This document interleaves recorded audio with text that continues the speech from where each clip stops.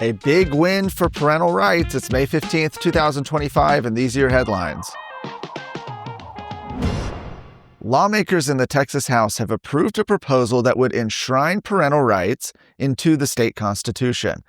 Yesterday, lawmakers passed Senate Joint Resolution 34, initially filed by Senator Brian Hughes, in a 112-22 vote in the House. The proposed constitutional amendment would enshrine specifically that parents, not the state, have an inherent right to the care, custody, and control of their children. Senators already approved SJR 34 by a two-thirds majority in March. Voters will have an opportunity to approve the proposal during the general election this November. With school sex abuse cases on the rise, House lawmakers passed a measure to help Texas families hold school districts accountable by removing public schools' immunity from civil liability when students are sexually abused.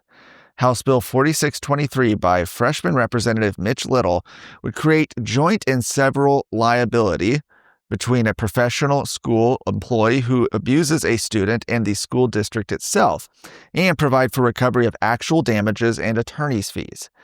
Little cited an analysis by parent advocacy group Texas Education 911, titled State-Sponsored Child Abuse, that found thousands of cases of educator sexual misconduct were reported to the Texas Education Agency over a 3-year period, yet enforcement actions remained either inconsistent or non-existent.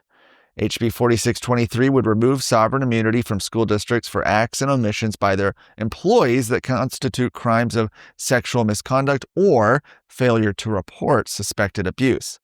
Under the bill, as amended, public schools would be liable for covered acts or omissions committed by a professional employee against a student enrolled in the school if the district is found negligent in hiring, supervising, or employing the individual. Districts would be liable for up to $500,000 for each act. HB 4623 is a priority of the Republican Party of Texas under the Stop Sexualizing Texas Kids legislative initiative.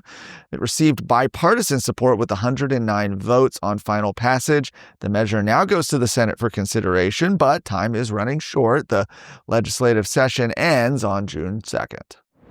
Hey folks, Chris Salcedo here. I've got something special for you, the Salcedo Storm podcast.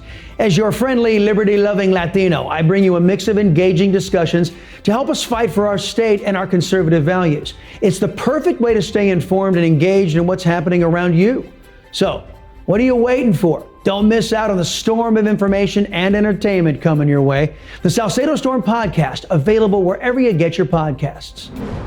A group of Republican U.S. House members, including several from Texas, are publicly pressuring Speaker Mike Johnson to act swiftly to codify President Donald Trump's executive actions into law.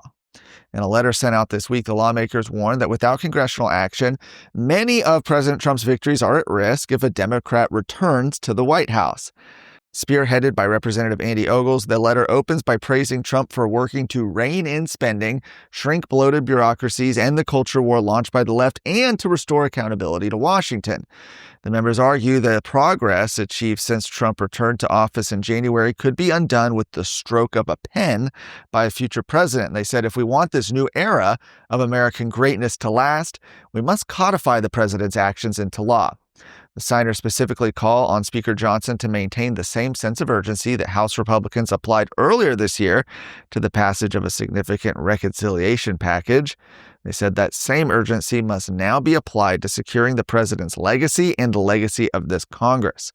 Texas lawmakers who signed the letter include Representative Keith Self, Brandon Gill, Randy Weber, and Michael Cloud.